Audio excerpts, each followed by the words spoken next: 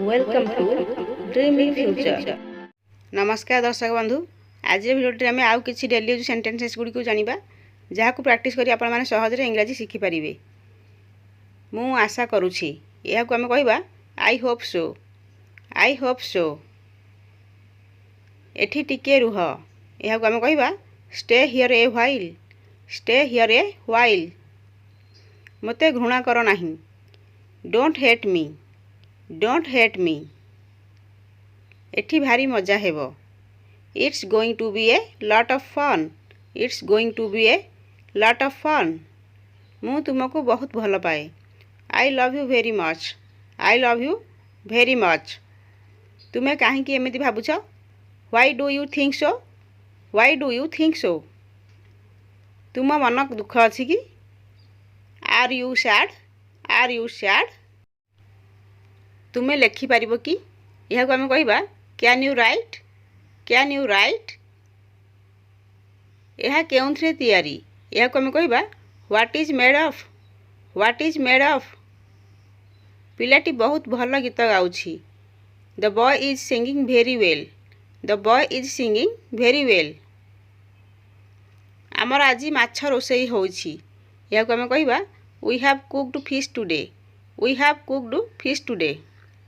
तुम्हें माछ खाइबा को भल पाओ ना? Do you like to eat fish?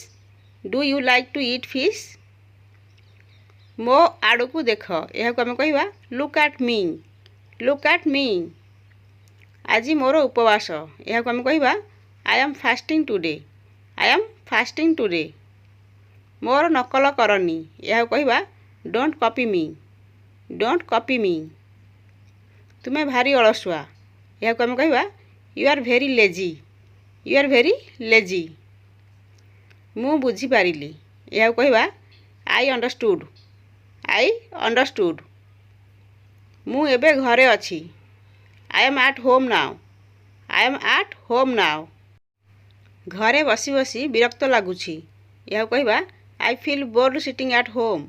I feel bored sitting at home. चल बाहर को बुलिबा को जिबा। Let's go out for a walk. Let's go out for a walk. शीघ्र फेरी आसिबा। यह कहवा come back soon. Come back soon. मो पाखरे समय नहीं। यह कहवा I don't have time. I don't have time. तुम्हें एका जाओ। You go alone. यह आम कहवा यू गो अलोन। आज मोर बहुत काम अच्छी। I have a lot of work today. I have a lot of work today. मते किछि कुहनी। यह कहवा don't tell me anything. Don't tell me anything. मु तुमको बुझेई पारिबिनी। यह आम कहवा I can't explain to you. I can't explain to you. मोर समय नष्ट हेउछि। यह आम कहवा I am wasting my time. I am wasting my time. तो ये थिला केतोटी डेली यूज सेंटेंसेस। एगुड़ी को प्राक्टिस करी आपण माने सहजरे इंग्राजी शिखिपारे। तो भिडियोटी भल लगे लाइक करंतु। आम चैनल को सब्सक्राइब करंतु। जय जगन्नाथ।